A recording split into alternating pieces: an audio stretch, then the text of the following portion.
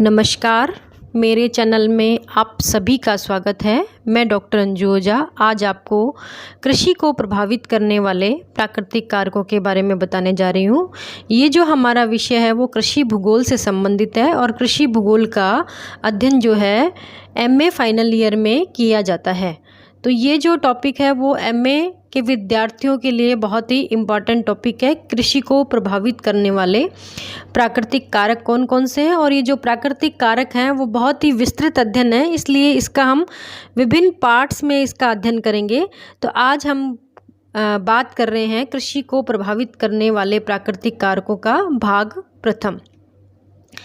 तकनीकी विस्तार के बावजूद कृषि प्रारूप प्राकृतिक कारकों द्वारा भी नियंत्रित होता है। हमने देखा है कि तकनीकी का विस्तार हो गया है, बहुत सारे इंस्ट्रूमेंट बन गए हैं, बहुत टेक्नोलॉजी का डेवलपमेंट हो गया है, उसके बावजूद भी जो प्राकृतिक कारक है वो कृषि को प्रभावित करते हैं। वस्तुतः धरातल, उच्चावच, ढाल, जलवायु, मृदा, सतही जल प्रवाह और भूमिगत जल का स्तर कृषिगत क्रियाकलापों व फसली प्रारूपों के निर्धारण में महत्वपूर्ण भूमिका का अदा करते हैं। हम जान रहे हैं सब, इतना टेक्नोलॉजी का विकास होने के पश्चात भी ये सभी कारक जो प्राकृतिक कारक हैं वो कृषि को प्रभावित करते हैं।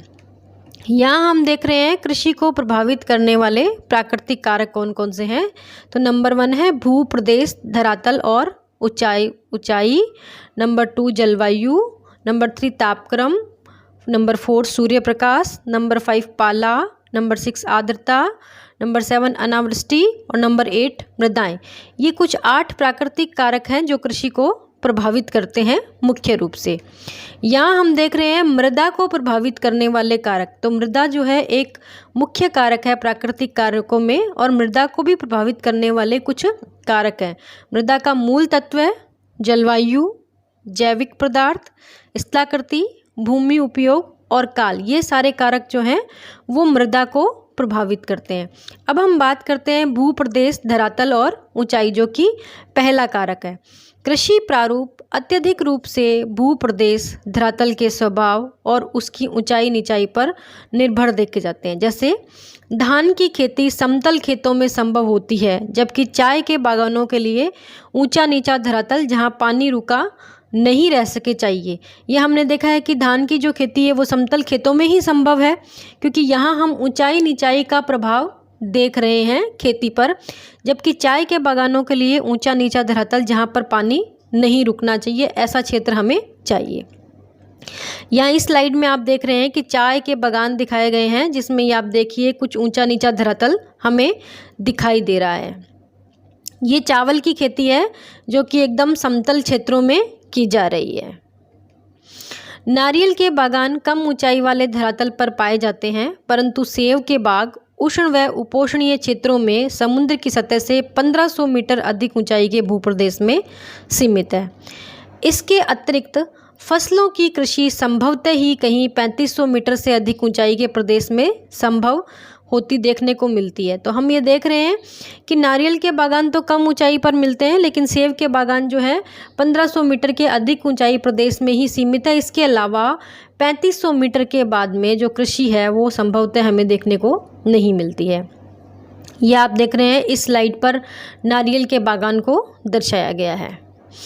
अधिक ऊंचाई वाले प्रदेश की अत्यंत विरलित वायु, न्यून भार, नीचा तापक्रम और ऑक्सीजन की कमी न केवल फसलों की खेती बल्कि दुधारू पशुओं के रखरखाव में भी बाधाएं उत्पन्न करती है।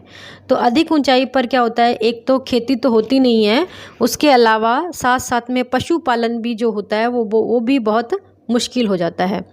वर्षा का प्रभाव भिन्न भिन्न ऊंचाई व भूमि के विभिन्न ढालों पर कम अधिक देखा जा सकता है।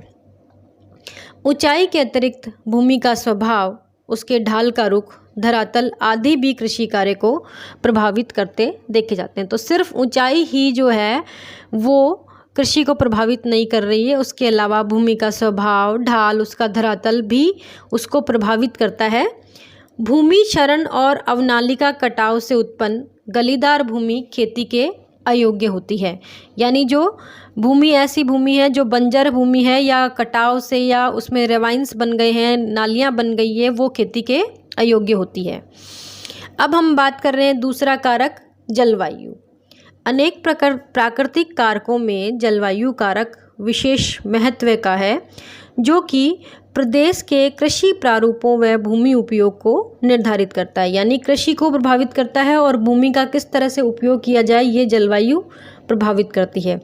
जलवायु में तापक्रम, वर्षा, आर्द्रता, खिली धूप, उत्पादन काल की अवधि, कोहरा, धुंध, हिम, आंधी, वायु और वायु दाब जैसे अनेक तत्व शामिल है। तो इसमें जलवायु में क्या है, बहुत सारे कारक शामिल किए गए, जैसे तापमान, वर्षा, आर्द्रता, खिली धूप, उत्पादन का काल, धुंध, वायु दाब, ये सभी कारक जो हैं जलवायु के अंतर्गत आते हैं। मौसम व जलवायु के ये सभी कारक एकांकी व सम्मिलित रूप से प्रदेश के कृषि प्रारूप को निर्धारित करने में योग देते हैं। ऐसा नहीं है कि ये कोई अकेला कारक कृषि को प्रभावित करता है, बल्कि सम्मिलित रूप से ये सभी कृषि को प्रभावित करते हैं। अब हम बात कर रहे हैं तापक्रम की। प्रदेश में तापक्रमीय दशाएं वहाँ उत्पन्न फसलों, कृषि क्रियाओं व कृषि प्रारूपों को अत्यधिक प्रभावित करती है। प्रत्येक फसल का अपना विशिष्ट शून्य तापक्रम होता है, जिसके नीचे तापक्रम पर वह फसल उत्पन्न नहीं की जा सकती। यानी हर फसल का एक स्पेसिफिक जीरो टेम्परेचर होता है, जिसके नीचे तापक्रम पर वो फसल ग्रो कर ही नहीं पाती है।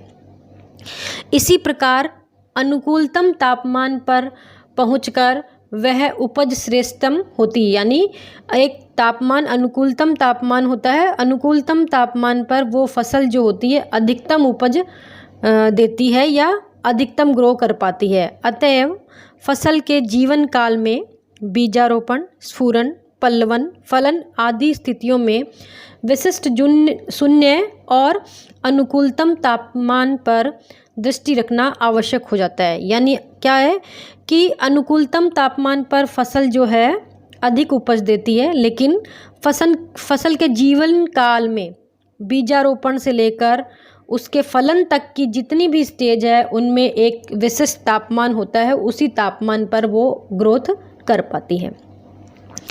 उच्च तापक्रमीय दशाओं में पौधों के विकास की ऊपरी सीमा 60 डिग्री सेंटीग्रेड है, अर्थात 40 डिग्री सेंटीग्रेड से ताप अधिक होने पर फसलें सूखने लगती है, क्योंकि उनमें आर्द्रता की कमी आ जाती है। यानी 40 डिग्री सेंटीग्रेड से अधिक होते ही फसलें सूखने लगती है और अधिक ऊपरी सीमा जो होती है वो 60 डिग्री होती है। अधिक उच्च ताप की दशाएं पौधे के विकास में बाधक है और इस बाधा को अधिक आर्द्रता पैदा कर अर्थात सिंचाई द्वारा कम किया जा सकता है। जो टेम्परेचर की बात हम कर रहे हैं कि 40 डिग्री से यदि अधिक होने लगे तो अधिक सिंचाई द्वारा हम उसको थोड़ा कम कर सकते हैं या कंट्रोल कर सकते हैं। खेतों में किसान आर्द्रता संरक्षण जुताई करके भी इस दुष्प्रभाव को दूर करने का यत्न करते हैं।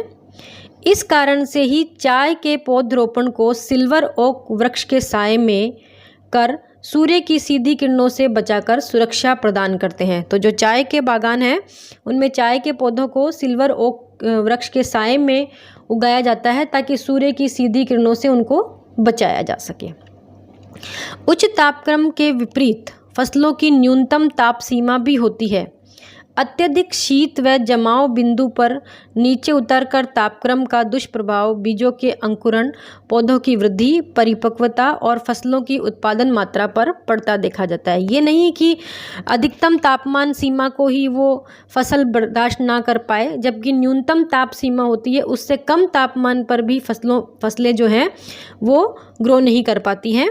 जमाव बिंदु की तापक्रमीय दशाओं में पौधों का विकास अवरुद्ध हो जाता है और ऐसे पौधे जो केवल उष्ण तापक्रमों के प्रति अनुकूलन करने में समर्थ है नष्ट ही हो जाते हैं। चावल, गन्ना, जूट, कपास, मिर्च, टमाटर जैसी फसलें 2-1 दिन तक स्थिर जमाव बिंदु के निकट उत्तरे तापक्रमों में समाप्त हो जाती है। यानी ये जो फसलें हैं वो यदि 2 दिन भी मिनिमम टेम्परेचर रहे तो वो समाप्त हो जाती है। राई न्यूनतम 2 डिग्री से, गेहूँ 5 डिग्री से, मक्का 9 डिग्री से और चावल लगभग 20 डिग्री से तापक्रम की सीमा की फसलें, यानी इससे न्यूनतम यदि तापक्रम होता है तो वो समाप्त हो जाती हैं या खत्म हो जाती हैं। न्यूनतम व अधिकतम ताप सीमाओं के अतिरिक्त प्रत्येक फसल की न्यूनतम संग्रहित ताप सीमा भी होती है। यानी एक तो होता है न्यूनतम तापक्रम, दूसरा होता है अधिकतम तापक्रम, उसके अलावा है न्यूनतम संग्रहित ताप सीमा भी होती है। गेहूं के बोने से लेकर परिपक्व बनने तक न्यूनतम सीमा 2000 डिग्री सेंटीग्रेड तापमान है, जबकि चावल की सफल उपज संपूर्ण उत्पादन काल में न्यूनतम 3000 से 4000 डिग्री सेंटीग्रेड तापमान मांगती है। तापक्रम के अतिरिक्त कृषि फसलों को प्रभावित करने वाले महत्वपूर्ण कारकों में सूर्य प्रकाश की अवधि और खिली धूप युक्त चमकीला वायुमंडल भी है। सूर्य प्रकाश का वितरण अक्षांशानुसार कम व अधिक प्राप्त होता रहता है। दिन में सूर्य प्रकाश की अधिकतम अवधि ग्रीष्मकाल में ध्रुवों की ओर बढ़ती जाती है। तो इस तरह से हम ये देख रहे हैं कि तापमान का अधिकतम, न्यूनतम व एक न्यूनतम सीमा होती है जो संग्रहित करने की सीमा होती है, ये सभी कारक फसलों को प्रभावित करते हैं। इसके अलावा सूर्य प्रकाश की अवधि, खिली धूप, धुंध, प्रकाश की अवधि, ये सभी कारक जो हैं वो इसको प्रभावित करते हैं। इसी के साथ हमारा यह विषय यहीं पर समाप्त होता है। इसके पार्ट 2 का अध्ययन हम अपने अगले वीडियो में करेंगे और इसमें आप मेरे चैनल को लाइक एवं सब्सक्राइब करना ना भूलें, ताकि आपको नोटिफिकेशन, जैसे ही नया वीडियो आए आपको नया नोटिफिकेशन मिलता रहे। धन्यवाद।